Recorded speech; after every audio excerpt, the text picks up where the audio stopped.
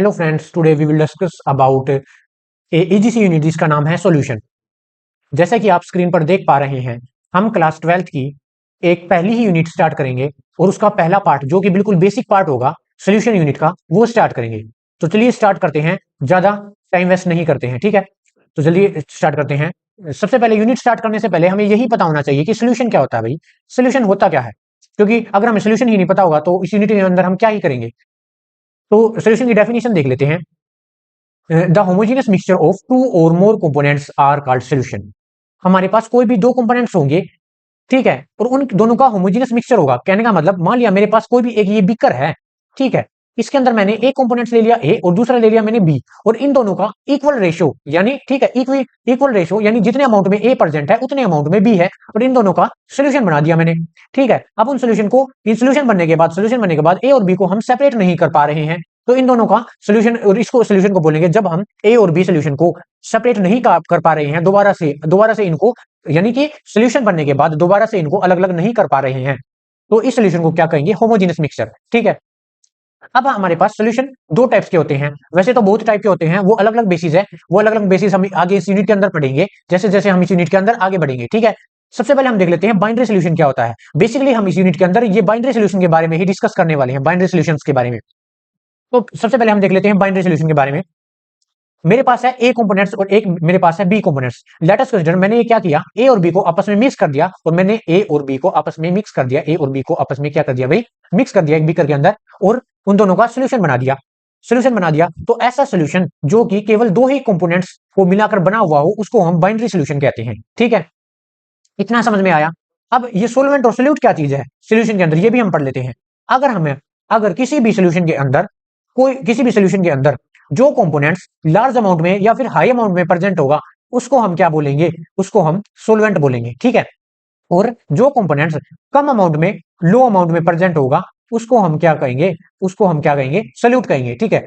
Next देख लेते हैं हम टर्नरी सोल्यूशन। क्या टर्नरी सोल्यूशन, जब किसी भी सोल्यूशन के अंदर तीन कंपोनेंट्स हो, लेट अस कंसीडर इसके अंदर ए है, इसके अंदर बी है, इसके अंदर सी है, ठीक है, ये दोनों सोल्यूट का काम कर रहे हैं, यानी बी और सी कम अमाउंट में थे और ए है वो लार्ज अमाउंट में था, तो ये क्या है, एबीसी, इन्होंने एक सोल्यूशन बना लिया और इस सोल्यूशन को हम टर्नरी सोल्यूशन कहेंगे, ठीक है। फॉर एग्जांपल, इस एग्जांपल से, इस पिक्चर से भी हम समझ सकते हैं। मान लिया मेरे पास क्या है, NaCl है, यानी कि मेरे पास साल्ट है, और मैंने साल्ट की एक स्पून ली और वो वाटर के अंदर क्या कर दी मैंने, मिक्स कर दी। अब जो ये क्या साल्ट है, जो NaCl है, वो तो कम अमाउंट में है, इसका मतलब ये किसका काम करेगा भाई, सोल्यूट का काम करेगा, और जो वाटर है वो लार्ज अमाउंट में प्रेजेंट है, ये सोलवेंट का काम करेगा, ठीक है। जब इन्हें हम आपस में अच्छी तरह से मिक्स कर देंगे तो ये होमोजेनियस सोल्यूशन बना लेंगे, ठीक है। याद रखना इस बात को कि जब हम सॉल्यूशन बनाते हैं तो जो कंपोनेंट्स है, like A B C D, जितने भी आप मिलाओ, वो आपस में कोई भी केमिकल रिएक्शन नहीं करेंगे, वो आपस में बस मिक्स हो जाएंगे, ठीक है। अगर वो केमिकल क्या करेंगे, अगर वो केमिकल रिएक्शन करेंगे तो वो मिक्सर नहीं, वो सोल्यूशन नहीं बनेगा, वो कंपाउंड बन जाएगा, ठीक है। नाउ हम आगे देखते हैं।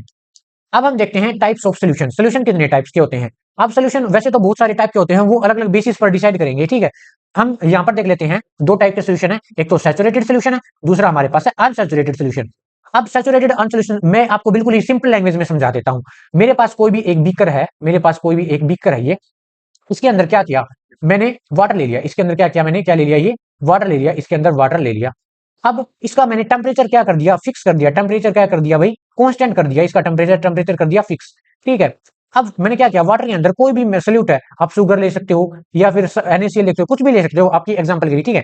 मैंने क्या कर दिया, कोई भी एक सोल्यूट लिया, वो मैं उसके अंदर ऐड करता ही जा रहा हूं, और भी ऐड करता ही जा रहा हूं, ठीक है। उसके बाद क्या होगा, एक स्टेज ऐसी आएगी जब ये सल्यूट इसके अंदर डिजोल्व होना बंद हो जाएगा, और ये प्रेसिपिटेशन की फॉर्म में, नीचे इकट्ठा होना स्टार्ट हो जाएगा, और इस स्टेज पर इस सोल्यूशन को क्या कहेंगे भाई, तब इसको क्या कहेंगे, सैचुरेटेड सोल्यूशन। मतलब अब ये सोल्यूशन क्या बन गया है, सैचुरेटेड सोल्यूशन बन गया है। अब हम बात करते हैं अनसैचुरेटेड सोल्यूशन की। अब ये क्या चीज है देख लेते हैं। अब मतलब अब ये मान के चल सकते हो, मान लिया जब मैं ये ऐड कर रहा था, ये इसके अंदर डिजोल्व हो रहा था, जब ये डिजोल्व होता जा रहा था, तब जो ये सोल्यूशन था वो अनसैचुरेटेड था, यानी कि जो मैं सोल्यूट ऐड कर रहा हूं वो इसके अंदर, सॉल्वेंट के अंदर ऐड होता जा रहा है एट ए कांस्टेंट टेम्परेचर, ठीक है। ये आपको बात बिल्कुल ही याद रखनी है, कौन सी बात, ये आपको बात बिल्कुल ही याद रखनी है, कौन सी, कांस्टेंट टेम्परेचर वाली, ये ठीक है, ये आपको बिल्कुल याद रखनी है। मान लिया अगर मैंने इस सोल्यूशन का टेम्परेचर अगर मैंने यहाँ पे बर्नर लगा दिया, अगर इसका टेम्परेचर मैं बढ़ा देता हूं तो ये वापस से सोल्यूट और भी ज्यादा ऐड होना स्टार्ट हो जाएगा। ठीक है, ये बात जरूर याद होनी चाहिए, एट ए गिवन टेम्परेचर या फिर कॉन्स्टेंट टेम्परेचर। ठीक है, दोनों के अंदर ये लाइन लिखी है, आप इसका स्क्रीनशॉट ले सकते हैं। चलो हम आगे बढ़ते हैं।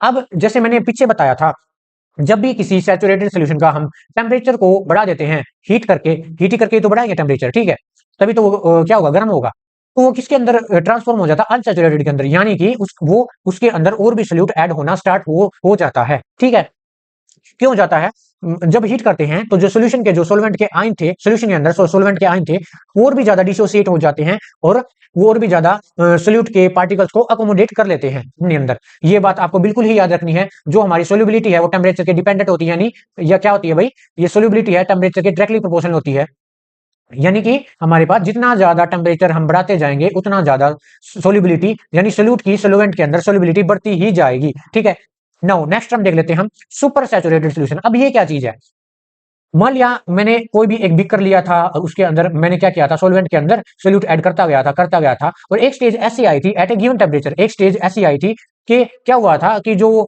जो सोल्यूट है वो सोलवेंट के अंदर डिजोल्व होना बंद हो गया था और वो नीचे प्रेसिपिटेट बनना स्टार्ट हो गया था। अब प्रेसिपिटेट बनना स्टार्ट हो गया, ठीक है, इस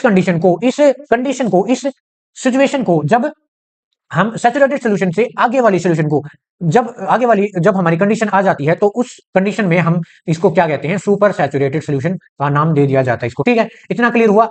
ये नोट है, ये आप नोट क्या करना है, कोई भी सोल्यूशन हम कोई भी सोल्यूट जब सोलवेंट यानी वाटर, अरे कहने का मतलब बस ये है, मान लिया मैंने कोई भी एक बीकर लिया, इसके अंदर जब मैंने सोलवेंट है वो वाटर ले लिया, सोलवेंट क्या ले लिया भाई, वाटर ले लिया। जब भी मैं सोलवेंट वाटर लूंगा उस सोल्यूशन को एक्वा सोल्यूशन कहेंगे। ठीक है, जब भी सोलवेंट वाटर लेंगे या फिर जिस भी सोल्यूशन के अंदर वाटर सोलवेंट का काम करेगा उसको हम एक्वा सोल्यूशन बोलते हैं। क्या बोलते हैं उसको, एक्वा सोल्यूशन बोला जाता है उस सोल्यूशन को। नाउ नेक्स्ट पे क्या है हमारे पास, नॉन एक्वा सोल्यूशन, जब वाटर की जगह एक्सेप्ट वाटर अदर कोई इनऑर्गेनिक सोलवेंट या ऑर्गेनिक सोलवेंट ले लेते हैं, लाइक बेंजीन के अंदर मैंने कोई भी कंपाउंड को डिजोल्व कर दिया और वो सोल्यूशन बना दिया, उस कंडीशन में हम इसको क्या बोलेंगे, नॉन एक्वस सोल्यूशन बोलेंगे। नाउ नेक्स्ट चलते हैं हम आगे, ये बहुत इंपॉर्टेंट पार्ट है, इस पर ऑप्शन वाले क्वेश्चन बहुत बनते हैं, आपको ये याद ही करने पड़ेंगे। ठीक है, जो हमारे पास सोल्यूशन को हम डिफाइन करते हैं on the basis of physical appearance of, यानी फिजिकल स्टेट ऑफ सोल्यूट की, फिजिकल स्टेट ऑफ सोलवेंट यानी हमारा जो सोलवेंट है सॉलिड स्टेट के अंदर है, लिक्विड स्टेट के अंदर है या फिर गैसियस स्टेट के अंदर है, ऐसे। ठीक है, सबसे पहले हम देख लेते हैं सॉलिड सोल्यूशन। सॉलिड सोल्यूशन के अंदर क्या होगा, जो हमारे पास सॉलिड है वो सोलवेंट का काम करेगा, यानी लार्ज अमाउंट में प्रेजेंट होगा, सीधी सी बात तो यही है। सॉलिड मैंने क्या ले लिया, कम अमाउंट में सोल्यूट ले लिया, सॉलिड ही क्या ले लिया, सोल्यूट ले लिया, सॉलिड ही सोलवेंट ले लिया। इसका एग्जांपल क्या है, जैसे एलॉयज, जब हम एक फिक्स रेशो के अंदर कोई भी एक मेटल दूसरे मेटल के अंदर डिजोल्व कर देते हैं, सुटेबल मेटल, ठीक है, ऐसे नहीं कोई भी मेटल डिजोल्व कर दिया, एक सुटेबल मेटल डिजोल्व आपस में मिक्स कर दिया, उस फॉर्म में ये क्या बना लेते हैं, भाई एलॉयज बना लेते हैं। ठीक है, अब मरकरी क्या बना लेता है, मरकरी अमलगम बनाता है, देख लेते हैं। क्योंकि मरकरी रूम टेम्परेचर पर लिक्विड स्टेट के अंदर प्रेजेंट होता है।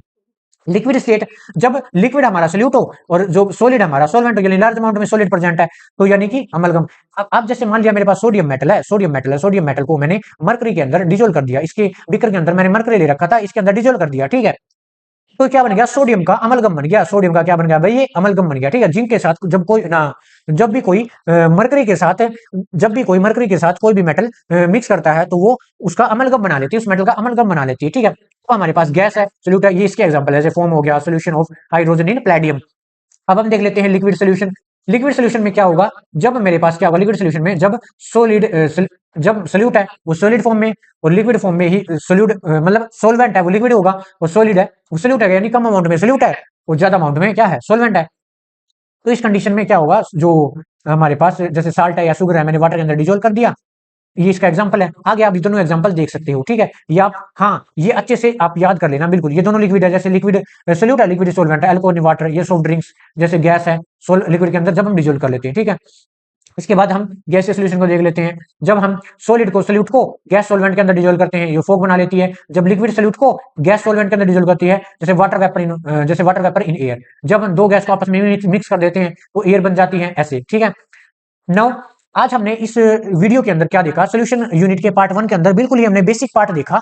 अगर आपको अच्छे से समझ में आया हो तो सब्सक्राइब करना चैनल को। ठीक है, अगर आपको अच्छे से समझ में आया हो तभी सब्सक्राइब करना। ठीक है, तो बाकी हम आगे पार्ट्स के अंदर हम इस यूनिट को आगे कंटिन्यू करेंगे और भी। हाँ, हमारा जो हमारा जो क्या होगा, मेन फोकस रहेगा वो न्यूमेरिकल पोर्शन पर रहेगा, ज्यादातर न्यूमेरिकल पोर्शन पर रहेगा, ठीक है, न्यूमेरिकल पोर्शन पर रहेगा।